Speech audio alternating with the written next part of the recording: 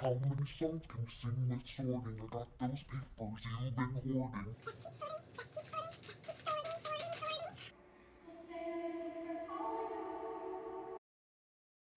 help out this dear sweet mama that I know, and she is going to hopefully be so surprised.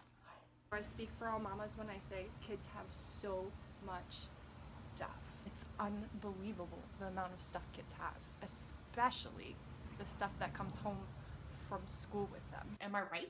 So we're about to head inside and get her done.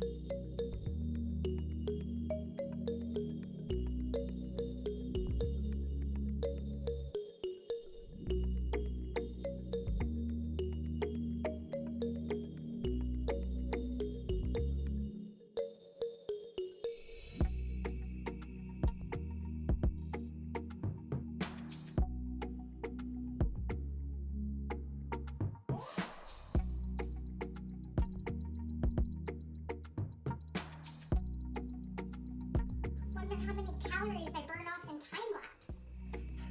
Back to where we left off.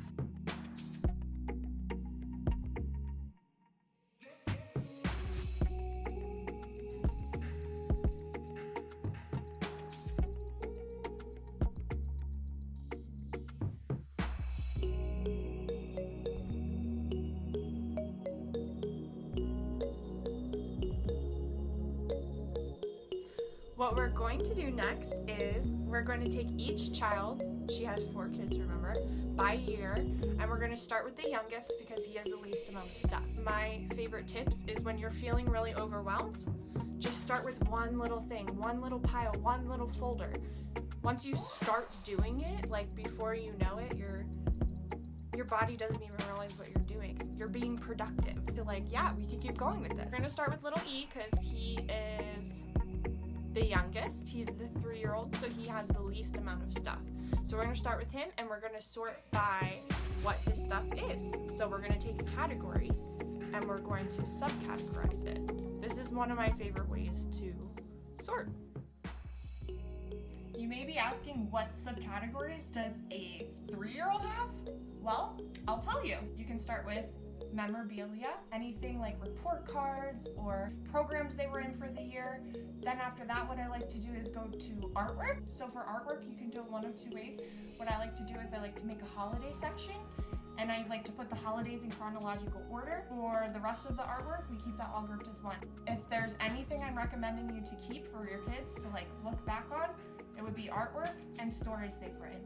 Everything else, I really don't think that they want to see again. But hey, this mom loves to see everything how it is, so she wants to see all of it together first, so then she can then decide what she wants to get rid of. Are you familiar with Marie Kondo style of organizing? This is more so falls into that category. This mom likes to see everything in one category first, and then we weed it down from there. And honestly, a lot of times that's easiest. Now I have everything sorted, and next I'm going to start paper clipping.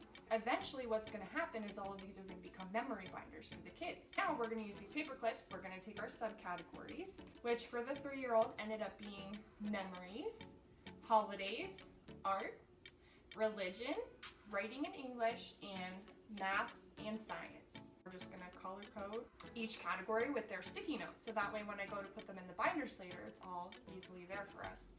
And we're going to do this for each kid, for each grade. So green we could use for science. If you have like memories, you could use pink for like, oh, I love those things. For math, we use red paper clips because this is how it made us feel. Just keep sorting, just keep sorting, just keep sorting, sorting, sorting. After we're done paper clipping and labeling everything together, you're gonna wanna put that kid's year in something like this. It all stays together while you're working on all the other piles or mountains that you have. Getting attacked by a little gremlin.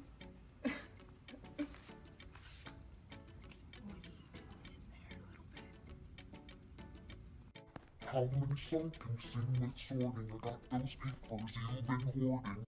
So this is gonna be the start of what I recommend for her to get rid of because I don't really feel like she needs it. When you do go ahead and get rid of paperwork, please, please, please make sure you're recycling. If your paperwork has any personal information on it, you're going to want to stick it in the shredder. We're finally done. We've completed the task. I hope in some way that this inspired you that if I can do it, you can do it too. Celebrate because we did great. The rest of this project will be in later videos.